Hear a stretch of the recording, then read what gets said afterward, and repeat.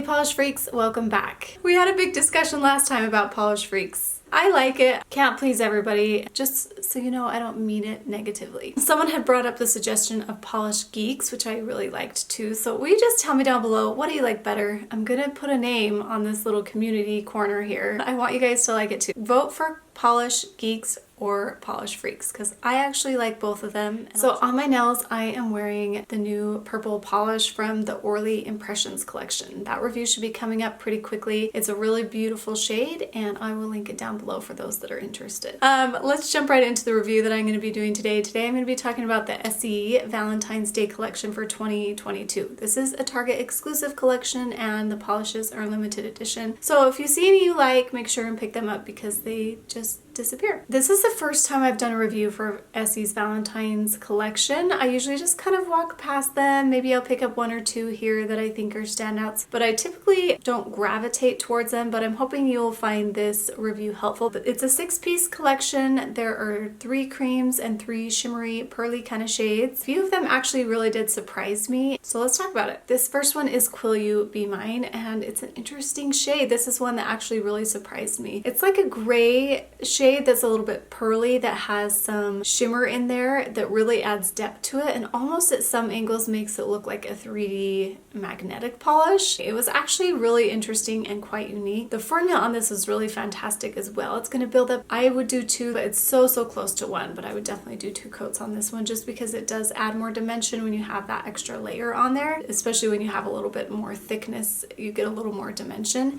and it's really beautiful. I actually really liked this one. This is the one I thought I wouldn't like at all, but I actually liked it. Probably the best out of the collection. It's just very cool. So let's talk about the comparisons, and nothing really compares to it though, but I just wanted you to see the differences there. So I compared it to Dancing Keeps Me on My Toes, and that one's more sheer and it has more glitter even though it's kind of a white pearly shade. And then OPI Kitty White is even more sheer and has more glitter. And then All Daisy Long, it kind of had a similar color tone, although with that iridescence that it has in it, it shifts from like green to orange. It wasn't exactly the same. So there's nothing exactly the same to this. It's quite unique and it's quite interesting. It is one that I think I will reach for and wear, and it might be a good time to wear it right now in the winter, and it might be fun to use for nail art as well. I feel like it's thick enough that you could. So this one I liked quite a bit. And then we have Pretty in Ink, and this is a really beautiful pale pink polish. It actually is a little bit deeper than some of the pale pinks, and it has a little bit more mauve in it. It has that same kind of pearly shimmer in it that adds a little bit of depth.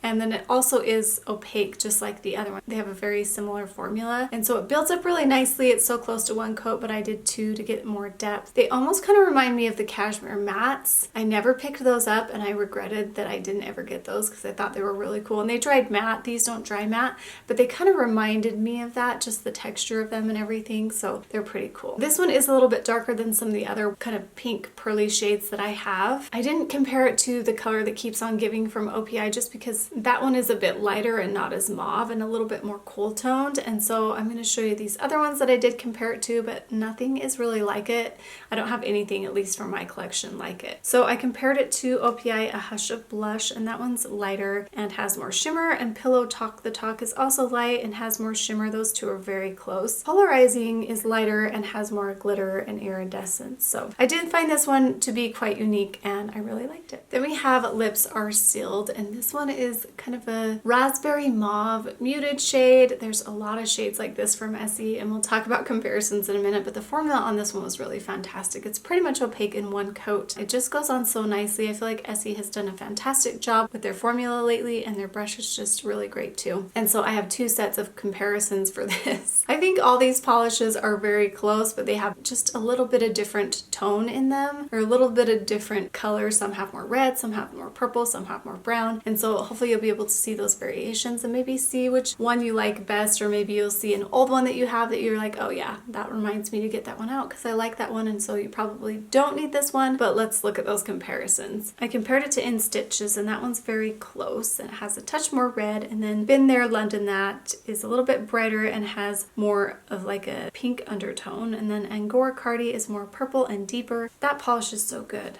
I'm gonna have to wear that one. I kind of forgot about that one recently because there's been so many colors coming out. And then I compared it to Island Hopping, and that one's lighter and more mauve, and that is a fantastic polish too. I probably should have mentioned that in the transitional shades video that I did. And then OPI Aurora Berry Alice is not as muted and it has more of a berry tone, and Rooting for You is a plum shade and it's more muted. So you can see they all have different variations. But they are very similar. Like there's a lot of colors like this out in the nail polish world, but this one has a fantastic formula, and I do like that it's kind of a more muted raspberry shade. And then we have Respond with a Kiss, and this is a nude polish that's a little bit peachy and a little bit brown. Also a little bit mauve, but I think more peachy brown is where it kind of fits. It does have a fantastic formula as well. It's going to be opaque in like one coat. I did 2 for my picture swatch, but it just really does build up so nicely. I think their formula has been so consistent. This is the same thing as the other polish. There's going to be a lot of polishes that are similar to this, even though they're not like exactly the same. They're all going to be pretty close. Maybe you can look at these nudes and see which one you like the best. So I compared it to Suit and Tide. It's a little more brown, but that's the closest. And then I compared it to Sorrento Yourself, and that one's more purple, and Laissez Aura is lighter and more brown. And then I did another set of comparisons. So I compared it to I'll Have a Gin and Tectonic, and that one's more peachy. And then El Matadoring You is more of a brown nude. And then Clothing Optional is a brown with purple undertones. That one is a fantastic polish too. I think I want to pull that one out. Doing these comparisons are great because it reminds me of all the polishes that I haven't pulled out for a while.